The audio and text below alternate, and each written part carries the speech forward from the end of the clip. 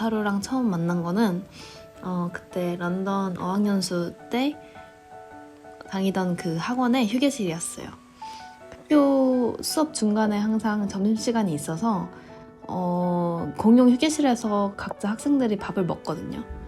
근데 그때 제가 친하게 지냈던 한국말을 진짜 잘하는 일본 여학생이 있었어요. 같이 밥을 먹게 돼서 자연스럽게 그냥 인사를 했고, 그때 그 옆에 있던 게 루짱이었어요.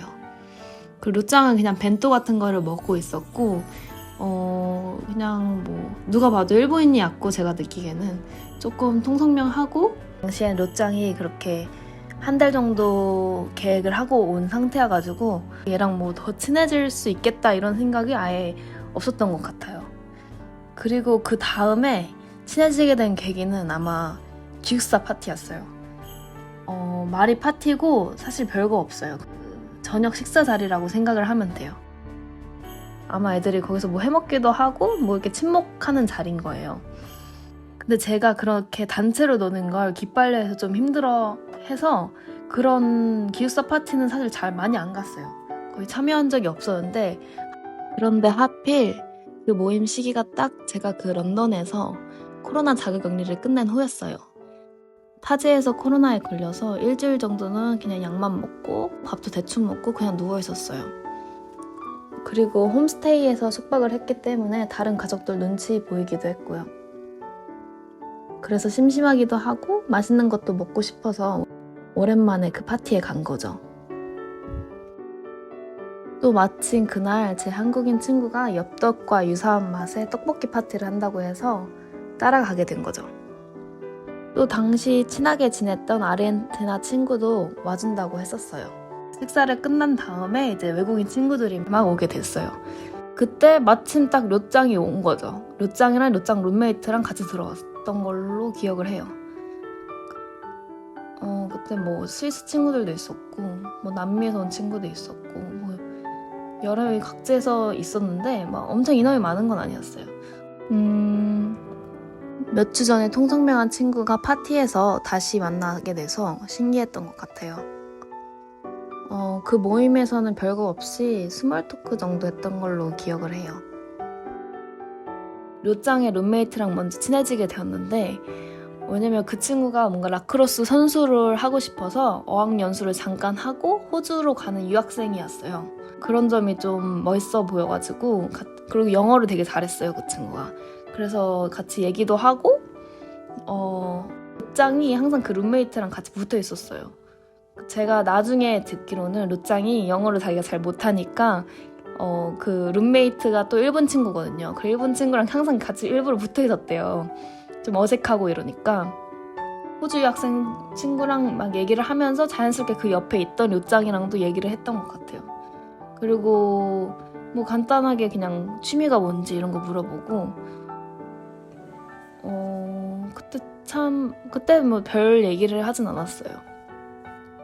근데 료짱의 첫인상이 저한테는 호감이었기 때문에 그날 제가 인스타 계정을 물어봤어요. 그 호주 유학생 친구랑 함께 인스타 계정도 물어보고 그날은 그렇게 끝났어요. 그리고 서로에게 호감이 있다 이런 건 아니었고 그냥 서로 안면 정도 트고 조금 얘기를 시작하게 된 계기가 됐던 것 같아요. 그리고 이제 인스타를 교환을 해가지고 가끔씩 이제 연락을 할 수 있는 정도? 그리고 그 다음 만난 날은 친구가 이제 또 피자 맛집을 자기가 찾았다고 그런 거 잘 검색하는 친구가 있었거든요. 마침 그때 료짱이랑 료짱 친구들이 휴게실에 있었어요. 그래서 같이 갈래라고 물어봤었고 걔네도 좋다고 했었어요. 그래서 어쩌다 보니 엄청 단체로 7명이서 같이 움직이게 된 거죠. 가는 도중에 이제 저랑 저 친구는 이제 기가 빨리는 거예요. 이제 지하철 타면서 가는 도중에. 왜냐면 뭔가 이런 약속을 하면 보통 한국인들이 뭔가 리드를 하는 것 같아요. 한국인들이 빠릿빠릿하게 움직이는 경향이 있단 말이죠. 저희가 막 다 이렇게 길 알려주고 하면서 안내하느라고 기가 다 빨렸어요, 그때. 그리고 그렇게 해서 근데 피자는 정말 맛있었고, 근데 이제 피자를 먹고 나니까 이제 저희는 이제 에너지를 다 쓴 거죠. 그래서 이제 료짱 무리는 알아서 쇼핑을 하라고 하고 저희는 저희끼리 놀고 끝났어요, 그렇게 그날은. 그래서 롯장 피자를 먼저 잘라주고 막 그런 거는 사실 기억이 정확히 안 나요. 근데 제가 호감이 좀 있었기 때문에 사심이 조금 있을 수도 있으니까 먼저 잘라줬을 수도 있어요. 근데 그날은 그렇게 피자만 먹고 헤어졌습니다. 그리고 나서 서로 이제 인스타 어카운트는 아니까 간간히 연락을 한 정도였고 조금 더 친해지게 된 계기는 아마 할로윈 파티였던 것 같은데 학교에서 뭔가 연계되어 있는 그런 뮤직 펍이 있었던 것 같아요. 약간 라이브 밴드들이 와서 공연하고 그런 그냥 펍이었어요. 엄청 뭐 클럽 같은 분위기는 아니었고 관계에 뭐 진전이 있던 건 아니고 같이 온 제 친구가 집 방향이 같은 어떤 동행 때문에 어쩔 수 없이 좀 일찍 귀가하게 되었어요. 그래서 저랑 다른 친구만 이렇게 남겨진 거죠. 그 펍이 끝나고 이제 새벽 시간대다 보니까 4시 정도? 무리로 돌아가는 게 낫잖아요. 그래서 롯장 무리랑 같이 합류가 된 거죠. 근데 그때 같이 있던 제 친구가 갑자기 배가 고프다고 했어요. 저는 뭔가 단체로 움직일 때 또 다른 사람들 눈치를 조금 보는 타입이라서 이 친구의 뭔가 배고픔을 빨리 해결해줘야겠다고 생각을 했어요. 그래서 그 새벽에 맥도날드를 찾기 시작했어요. 그런데 이제 비도 엄청 갑자기 내리기 시작하고 새벽인데도 막 새벽 맥도날드는 줄이 한 50m는 되고 별별 사람들이 다 있었어요. 어찌저찌 해서 주문을 하고 그때 사실 정신이 없었습니다. 그때까지도 롯장이랑은 별 그런 건 없었어요. 이때까지도 솔직히 롯하로가 저한테 호감이 있다고는 생각하지 못했어요. 솔직히 모르겠어요. 그냥 롯장 말로는 이때 이미 호감이 있었대요. 근데 롯장 기억이 미화가 된 게 아닌가 싶습니다. 그리고 더 친해지게 된 사건은 학원에서 친해진 부산 언니랑 쇼핑을 간 날이었어요. 어떻게 셋이서 쇼핑을 가게 됐는지 정확히 기억은 안 나는데 어쨌거나 그 멤버로 가게 된 날이었어요. 셋이 구경하러 이리저리 다니다가 쇼핑에서 뭐 사건이 있었던 건 아니고 돌아오게 됐는데 귀가하는 중에 언니는 트래블 카드를 사용해서 왜냐면 요금 규정 때문에 중간에 버스로 환승을 하게 되었어요. 그래서 저랑 루타로 둘만 기차역 한 3정거장 정도를 같이 가게 된 거죠. 그때 시간은 한 11시쯤이었는데 시간이 늦었다고 생각이 든 건지 저를 데려다 주겠다고 하는 거죠. 그냥 한국인 관점으로 그냥 친구였기 때문에 롯장이 왜 데려다 주겠다는 건지 솔직히 이해할 수 없으니까 거절을 좀 했어요.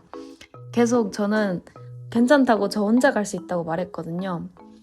그 동네가 런던 번화가 쪽이 아닌 꽤나 부촌이었기 때문에 치안도 되게 안전하고 11시에 제가 많이 귀가를 해봤다고 하면서 5번 정도 계속 괜찮다, 나 혼자 갈 수 있다 하면서 거절을 했어요. 그렇게 거절을 하고 개찰구에서 나오는데 롯장이 뒤에서 지원하면서 달려오는 거죠.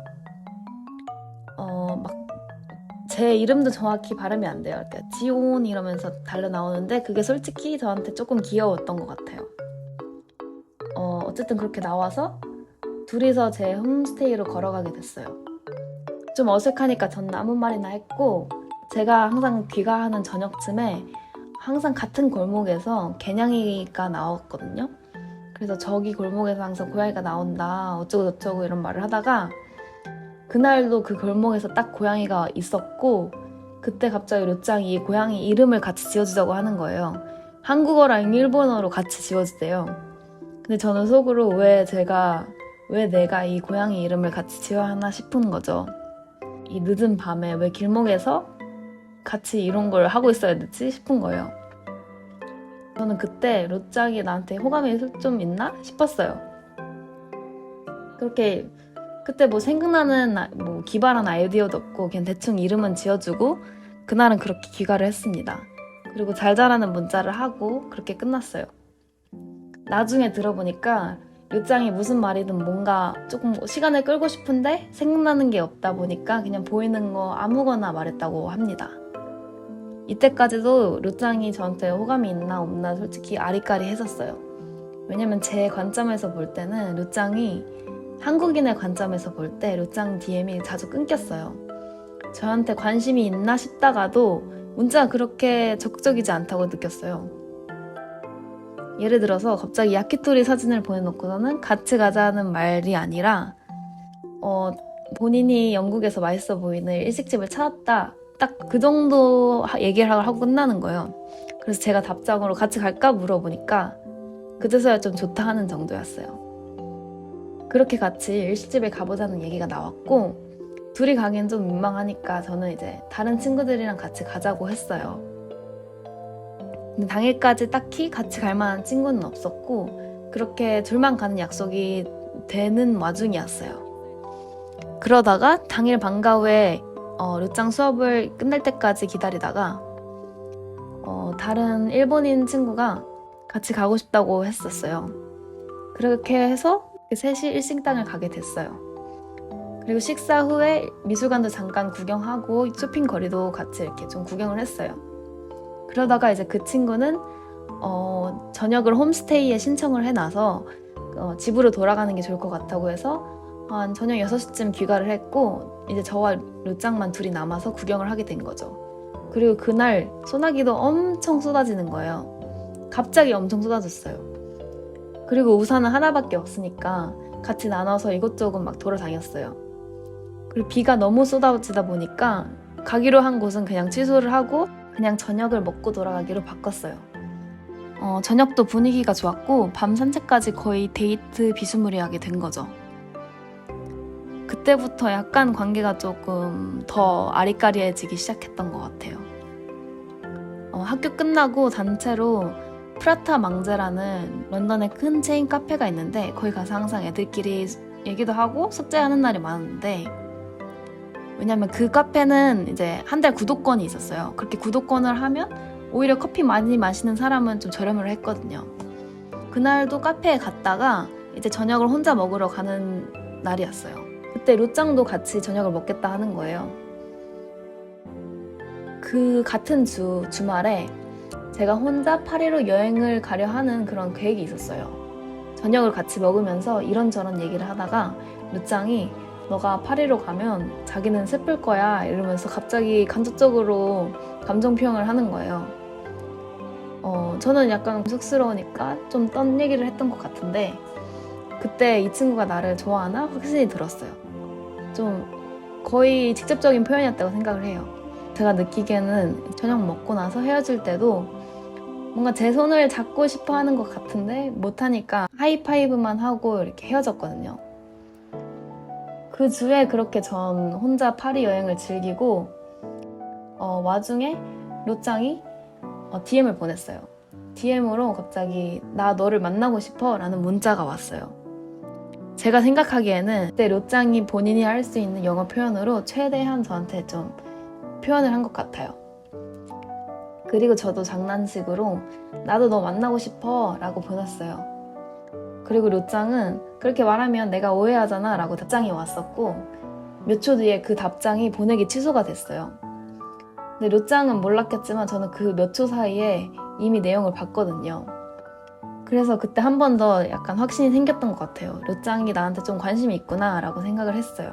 그렇게 파리에 돌아와서 점심시간은 항상 르짱이랑 단둘이 같이 밥을 먹었어요. 그렇게 계속 애매한 관계를 유지했었는데 어느 날은 아까 말씀드렸던 부산 언니와 르짱 셋이서 하이드파크 근처를 구경하는 날이 있었어요. 그날 날씨가 갑자기 좋아져서 셋이 산책을 했고 늘상 헤어지듯이 평범하게 저녁 식사하기 전쯤 귀가를 했어요. 제 할 일을 하고 있는데 저녁 10시쯤 갑자기 영상통화가 온 거예요. 영상통화를 받았고 좀 딴 얘기를 하다가 르짱이 갑자기 자기를 좀 놀리지 말라고 그런 식으로 말하는 거예요.